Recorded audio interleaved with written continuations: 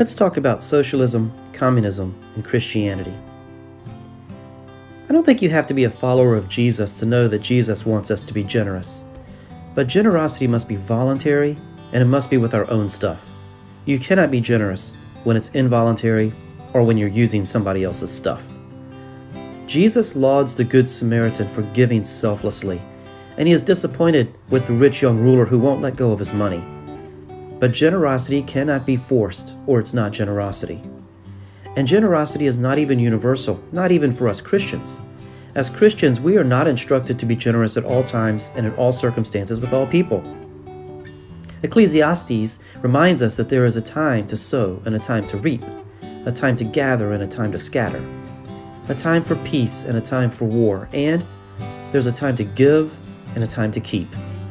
In Matthew 25, Jesus tells the story of 10 virgins. 5 virgins were wise, and they brought lamps with oil. 10 virgins were not wise, and they did not bring lamps with oil. The virgins were waiting for a bridegroom, and he was late returning. And the virgins who did not have oil for their lamps asked the ones who did to share, but the ones who did have oil for their lamps, they said no. Go back to the market and buy your own oil for your own lamps. So the 5 virgins that did not have oil went back to the market, and while they were gone, the bridegroom returned, and they missed him. In 2 Thessalonians, we read, if anyone is not willing to work, then he is not to eat either. That sounds pretty clear. But wait, isn't capitalism based on greed? Isn't greed unchristian? Well, wait a minute. All economies are based on individual self-interest, all of them. And do you know there's only one way that a greedy capitalist can make money? And that is by blessing his fellow man. For example, one person wants a car, another wants the cash. They voluntarily make a trade, car for cash. At the end of the transaction, both of them are blessed. Both of them are happy, the buyer and the seller. The buyer has the car she wanted, and the seller has the cash that he wanted. But socialism and communism and cronyism are based on involuntary exchange, forcibly taking money from one person to redistribute for the benefit of another. Socialism is unconstitutional in the United States.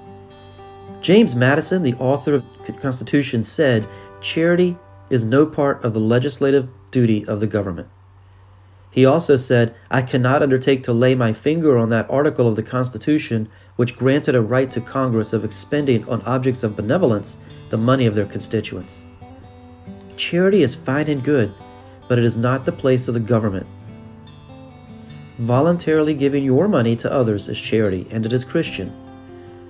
Forcefully taking money from others to redistribute is not charity. It is theft, and decidedly not Christian. Socialism actually violates 2 of God's commands. Thou shalt not covet, and thou shalt not steal.